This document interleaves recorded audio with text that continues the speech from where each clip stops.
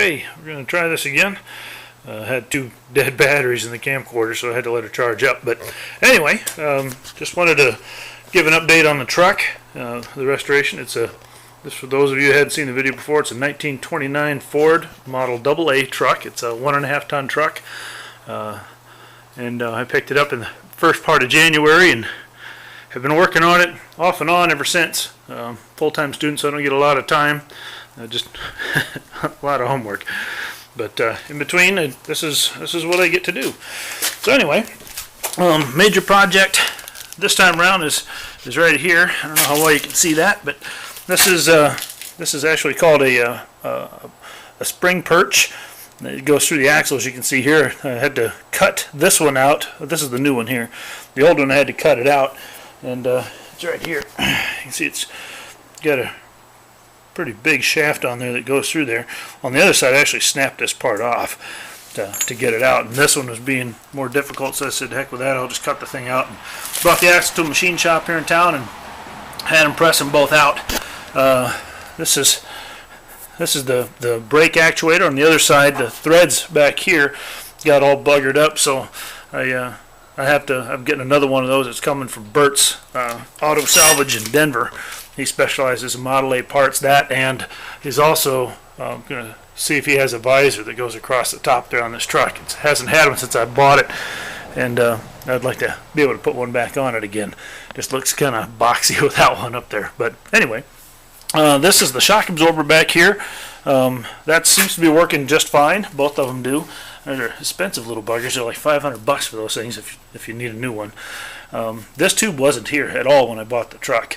This is the link that goes between the spring perch and the shock absorber, but that's got some disc-shaped washers inside. There's a ball in here and a ball in here, and the seal and the metal cap. I had to order all of that.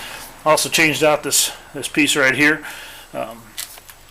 There's a bushing inside of here and a bushing inside of there. They're both worn out, and the bushing that was actually on the spring perch was so bad that it had worn completely away, and that's why I had to change out that spring perch on both sides, because these things were very ovaled out.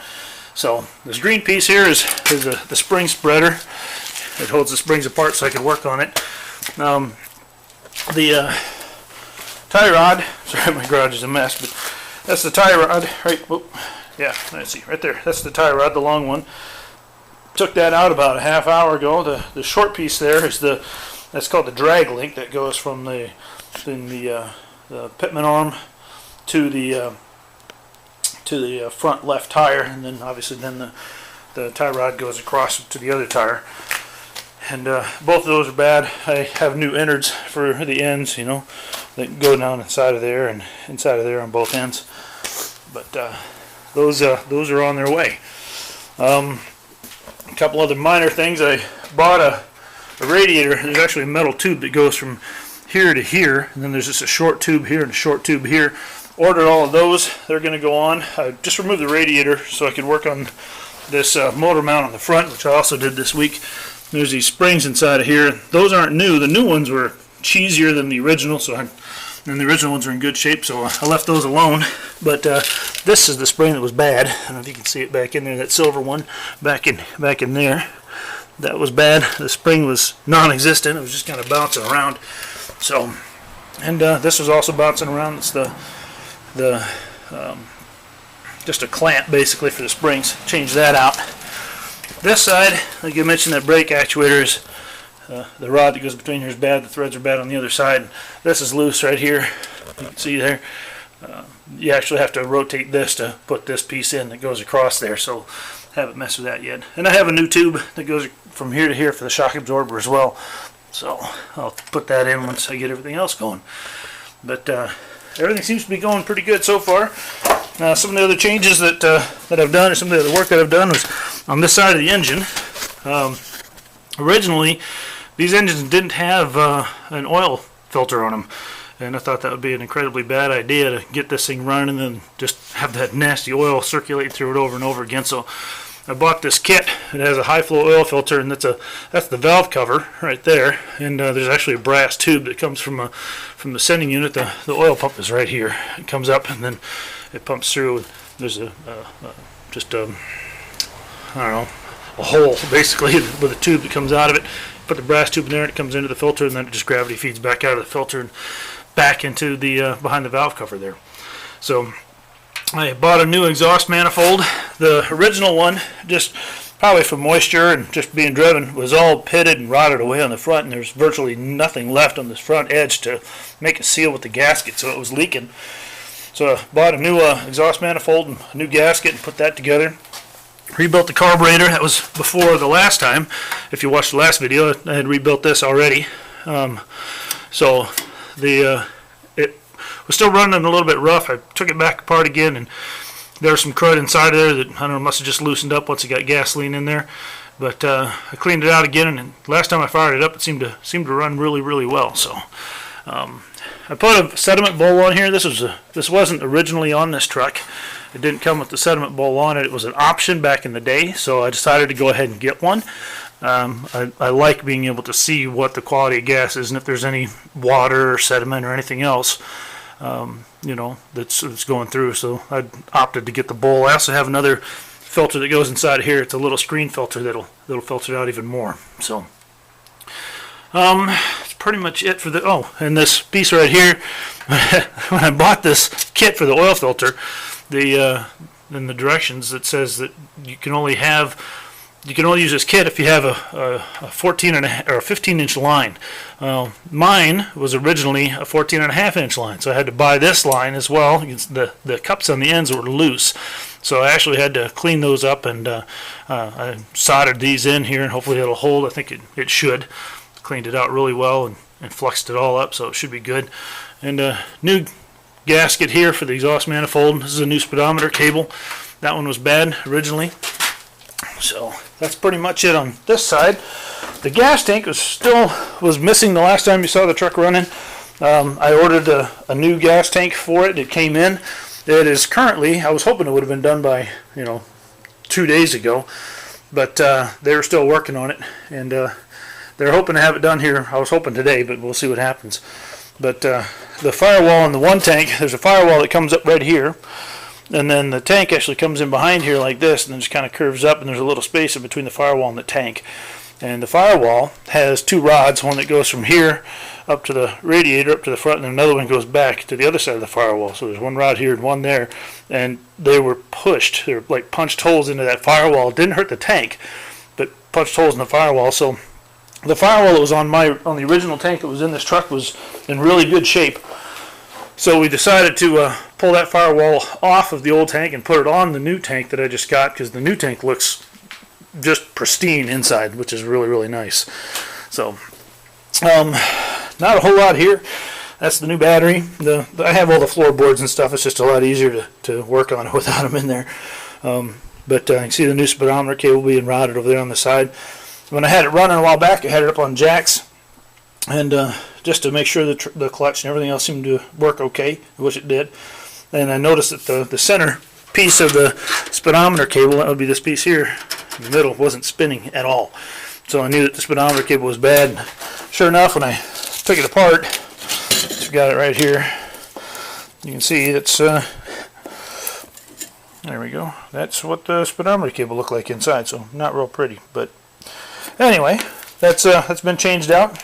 Should be good now. I actually took the speedometer and hooked it to the end of the cable there and ran it up. I had it on jack stands, and I had drained the rear differential and the high-low gearbox and the transmission, and filled them up with diesel fuel. And I wanted to purge them out, so I had it up on jack stands, and I ran it through all the gears and high and low and reverse and everything, and I had that speedometer hooked up to the end of that cable, and it was going 30 miles an hour. So everything seems to be going okay. The brakes were working. I could hit the brakes, and the brakes would stop. I mean, all the wheels would stop spinning on the back, so that was good. Boy, I can't think of anything else that's really going on. There's a sale right now on glass. I'm thinking about picking up some, because the driver's door didn't have any glass in it at all when I got the truck. The windshield was cracked, but with the sale that's going on right now, I can, if you buy the whole entire set for this thing, it's like $300. If I bought the individual pieces, it would be just over $200. So I'm thinking about just going ahead and ordering all new glass for it, and if nothing else, if I don't need the other pieces, I can just turn around and sell those. So, But I don't know. We'll see what happens. Once I get these cleaned up, they might be, you know, etched or something, and we'll just opt to go ahead and change it all out. So I was going to try and work on the steering wheel today. There's these tubes. This is the this is the gas lever, and I forget what they call this. This is the timing basically, and this is the gas on this side. They're very difficult to move, and I think it's because inside of here it's got that oil from, you know, eons ago, and it's probably like thickened tar. And it's very difficult to move those things, so I wanted to clean them out. But come to find out, there's actually, I don't know if you can see them, these are pinned. There's a pin right there that I have to punch to get those out, and I didn't feel like doing that today. So that kind of halted that. But I'm trying to think of what else I've done. I think that's probably about it. So I'm waiting on a whole bunch of parts right now. They're all supposed to be here. I'm thinking probably tomorrow or Friday they should all be in, and then you know, I'll have a whole bunch more to do. So be good to get everything put back together. I've got, you can see the cracks in the headlights. I've got new headlights and new rings and new reflectors in the back there. I took the generator out. You can see it bolts up with one bolt hole right there, a big bolt. And that's the only thing that holds that generator in place to keep it from moving. So I guess you just make that thing real snug and pull out on it, and then tighten it up, and that'll tighten your belt. But I took the generator out and took it apart, ohmed everything out inside, make sure all the fields are good, and they all seem to be good. I put it on DC volts and spun the pulley on it, and it was reading a voltage. So I think it's probably fine. The brushes seem to be fairly new. I'm going to see if I can find some new ones. The braiding on the brushes was a little bit worn. Or, well, some of the braiding was broken, rather. And I'd much rather not have that if I can help it. So, see if I can find some brushes. That might be a difficult task. We'll have to see. So, put the oil vent back on there. I took that off today when I was working on this. I kept hitting that. I didn't want to damage it. So, but that's pretty much the updates for now. It's very difficult getting those out. I remember I told you that spring push didn't want to come out. I cut this side out. I had to drop the whole front axle, which includes this bar that runs back in here. It goes back. It's like a wishbone going into the back there, and there's a ball on the back of that bar that you can see right here at the tip of my finger. And so I dropped the whole thing and took the whole front axle, dropped it down, took it to a machine shop, and they pressed those bolts out. $122 later, I got it back with them, with the shafts, you know, pressed out of that bar, so I could keep going. Just ordered 2 of these so I could change these out since I'm here. Get the radiator and everything out of the way. It'd be real simple to change these out. You can see that somebody had fixed this at one point, and I don't know where they got these bolts from, but they're not the original ones. Obviously, there's 2 different ones in here, and they've got it rigged up. And I just, don't really care for the way they've got it set up, especially when it's got all that pressure on it from that spring. So I'll change that out as well. But anyway, I'll let you go. I think YouTube only lets you have 15 minutes worth of video. But that's the current of what's going on with the truck. So keep your fingers crossed, wish me luck, and I'll get another video up and posted as I get more stuff done. So take care.